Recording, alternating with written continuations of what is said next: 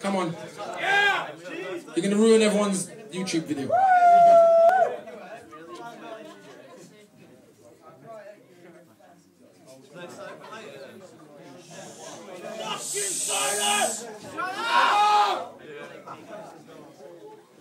Sorry kids, let me apologise before I go further. Unfortunately, I don't rap about how many man I've murdered. And some may find it boring, appalling, and I ain't scoring blaps from your little rap packs for just stating facts. Like not ability to kill a man lyrically. Just thought killing shouldn't be glorified. Silly me. Apparently, murdering man has become an aspiration. But what would happen if you reverse the situation? And every black rapper claiming they clap a black in the face talked about killing white people as much. Would they still get embraced? Or would you find the applauding will quickly turn to appalling and you got no career here by the next morning? And I ain't saying we should do that. That ain't gonna help us free our sons. Just pointing out how absurd it has become. If a Chinese rapper were to say die, chink, die, everybody would be like, what is wrong with this guy? But some of us have become so accustomed to just behave disgusting. We think it's just our behaviour and it ain't worth discussion. Or worse yet, that is cultural expression. But who owns Beretta? And who owns Smith & Wesson? Who owns the cars we're driving that we think's defining who we are? Running from ourselves and finding there's no hiding, so we can boast about our Prada and our Christian Dior. Still security will follow us when we're in the store. We can boast about our platinum chains and our diamond rings, while kids in Sierra Leone keep on losing limbs, act like we got no brain and we ain't got no shame, and say so what we're getting though, but we're pawns in the game. They're laughing at the little coons. Who really think they're goons? Real goons don't wear platinum chains, they wear ties and suits. They don't live in estates and sell flake.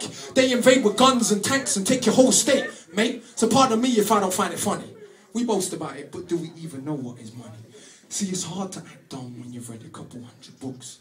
But stealing anybody's suits to tell me who is shook. When you've been to Brazil and stood in favela streets next to kids holding hand grenades and M16s. When you come back to London, it ain't serious. We make it more ghetto with the way we think, like we're delirious. If we lived in them real slums without food or running water, where police drive by and kill sons and daughters, we give our right arms just for the chance to go to school instead. What do? The killer is gonna play the fool, and I ain't saying school is the answer. Let's educate ourselves. See, it's not the money you make. You are the wealth. And I ain't saying we ain't got to struggle right here in Britain, but we're taught to act inferior and play position perfectly. It's disturbing me, the verbal murder be absurd to me. Occurred to me if you have not heard of me. It's probably because I don't rap about Gucci or booty. Quite enough for the urban scene to fully salute me. But I don't give a fuck. I'm too busy writing my master thesis. It's hard to play the stereotype when you study Egypt plus urban scene. We're racist to ourselves. In elevating words of hate, we're merely hating ourselves. And if you are musically broad or dead to speak intelligent, people look at you like, who the hell you think you better than? I'm better than no one on this earth, and I know I'm not. But I refuse to play small just to fit in that box. And I don't hate none of the other rappers, in fact it's quite the other. Look at me as your bigger, wiser, older brother. And as a brother, should I tell you you're in trouble if they clap when you're talking of killing? Do they really love you? If record label bosses' kids were dying, would they sell us violence quickly as they're ready to desensitize us? They tell you to shit on the floor, holding all the scoops, throw you a bone like a dog jumping through a hoop. They'll take it as a compliment, because it is not that.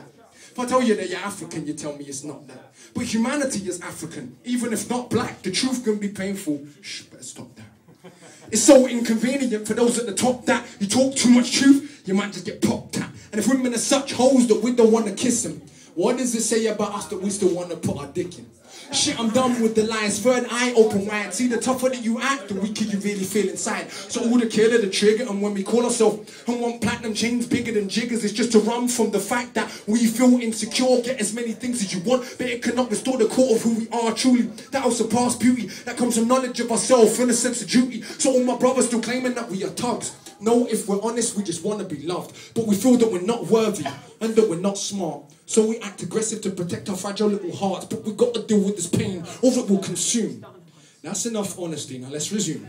Turn this off, go back to rappers that tell us kill.